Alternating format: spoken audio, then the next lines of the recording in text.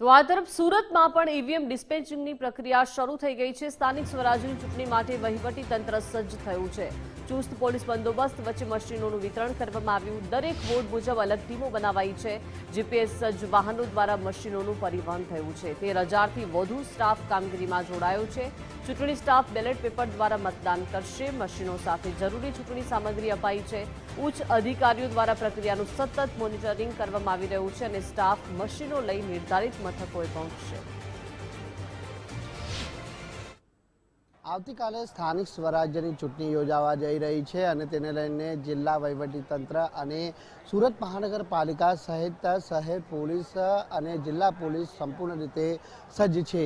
ત્યારે આવતીકાલે યોજાવા જઈ રહેલી સ્થાનિક સ્વરાજ્યની ચૂંટણીને લઈને જિલ્લા વહીવટીતંત્ર તરફથી જે ઈવીએમ મશીનની જે ફાળવણી છે તે હાલ શરૂ કરી દેવામાં આવી છે।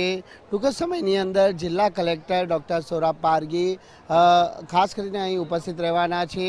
સુરતના નાનપરા સ્થિત TNTV શાળા ખાતેથી આ ઈવીએમની ફાળવણી છે તે કરવામાં આવી રહી છે અને જોઈ શકાય છે કે તેમ જે પોલીસ સ્ટાફ છે તે મોટી સંખ્યામાં આ કામગીરીમાં જોડાયો છે। મહત્વની વાત છે કે માત્ર સુરત મહાનગરપાલિકાના 30 વોર્ડની 120 બેઠકો પર જ્યારે ચૂંટણી યોજાવાની છે ત્યારે આ માટે 13,000થી પણ વધુનો સ્ટાફ છે તે ચૂંટણી પ્રક્રિયાની અંદર હાલ જોડાવા જઈ રહ્યો છે। તમામ તૈયારીઓને આખરી ઓપ આપી દેવામાં આવી રહ્યો છે ત્યારે હાલ આ પ્રમાણેની જે કામગીરી છે તે કરવામાં આવી રહી છે। ખાસ કરીને આ ચૂંટણી પ્રક્રિયાની અંદર જે શિક્ષકોનો સ્ટાફ પણ છે તે હાલ જોડાયો છે।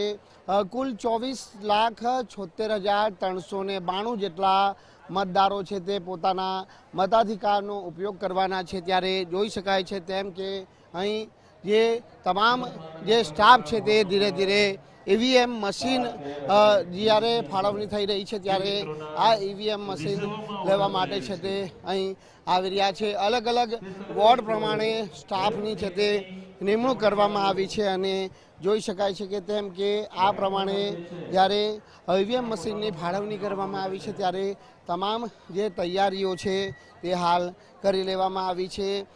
મહત્વની બાબત એ છે કે શહેરમાં શાંતિપૂર્ણ માહોલની અંદર પારદર્શિતા રીતે જે ચૂંટણી પ્રક્રિયા સંપન્ન થાય તે દિશામાં છે તે પ્રયત્ન કરવા માટેની જે સૂચના છે સ્ટાફને આપવામાં આવી છે। હાલ જ્યારે સ્ટાફને ઈવીએમ મશીનની ફાળવણી આ રીતે કરવામાં આવી રહી છે ત્યારે તમામ ઝીણવટભરી બાબતો છે તે હાલ અહીં તપાસ કરવામાં આવી રહી છે। સુરત મહાનગરપાલિકાના 30 વોર્ડની 120 બેઠકો માટેની ચૂંટણીનું મતદાન આવતીકાલે થવાનું છે। તો આ સાથે જ સુરત જિલ્લાની જે 4 જેટલી નગરપાલિકા તાલુકા પંચાયત અને જિલ્લા પંચાયતની ચૂંટણી યોજાવાની છે। મહત્વનું છે કે હાલ જે જિલ્લા અને તાલુકા પંચાયત સહિત નગરપાલિકાની કુલ 42થી વધુ બેઠકો છે તે હમણાં સુધી બિનહરીફ જાહેર થઈ ચૂકી છે। ત્યારે બાકી રહેલી જે હરીફ જે ઉમેદવાર બેઠકો છે તેના ઉપરનું આવતીકાલે છે તે મતદાન થવાનું છે। એટલે તમામ તૈયારીઓ છે તે હાલ આટોપી લેવામાં આવી છે અને આવતીકાલે જ્યારે ચૂંટણી પ્રક્રિયા યોજાવા જઈ રહી છે ત્યારે આ ચૂંટણી પ્રક્રિયાને શાંતિપૂર્ણ રીતે પાર પાડવા માટે જિલ્લા વહીવટીતંત્ર હાલ સંપૂર્ણ રીતે સજ્જ છે। કેમેરામેન દેવાંગ રાણા સાથે રાકેશ બ્રહ્મભટ્ટ, ગુજરાત ફર્સ્ટ, સુરત।